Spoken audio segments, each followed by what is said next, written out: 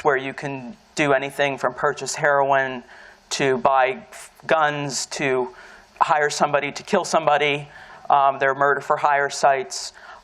We understand that something like 80% of the traffic on the Tor network involves child exploitation and pornography sites, child pornography. So that's a significant problem. We have made some advances in our ability to penetrate the Tor network, and that has resulted in some cases, but it's still a real challenge.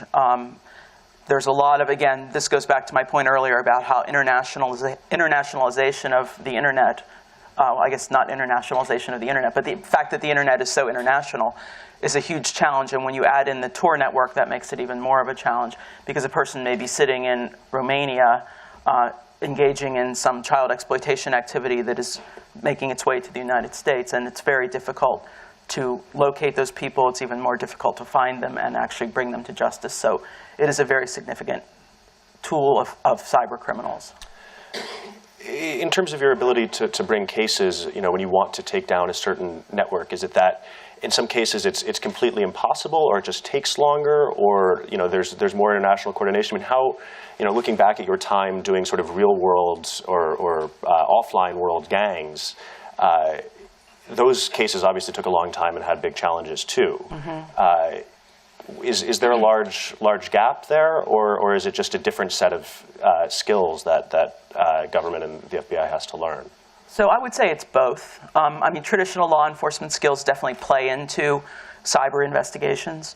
We use undercovers, we use informants, we use wiretaps. But it's different because if you're investigating a gang, you'll generally know that the gang is in Brooklyn, or the gang is in Queens, or the gang is in Washington, D.C. And you'll generally know who the gang members are. And you'll generally know a fair amount about them and be able to figure out a lot about their backgrounds and their histories, and you'll be able to identify the crimes they're committing. And the crimes will generally be relatively localized, maybe even if they're all over the United States, you can still know where they are. In the cyber world, it can be very challenging to even figure out who are these people.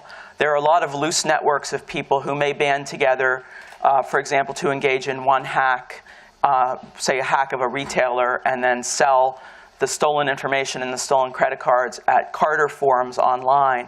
Then there may be another hack where some combination of those same people are involved, but other people are involved, and they're all over the world.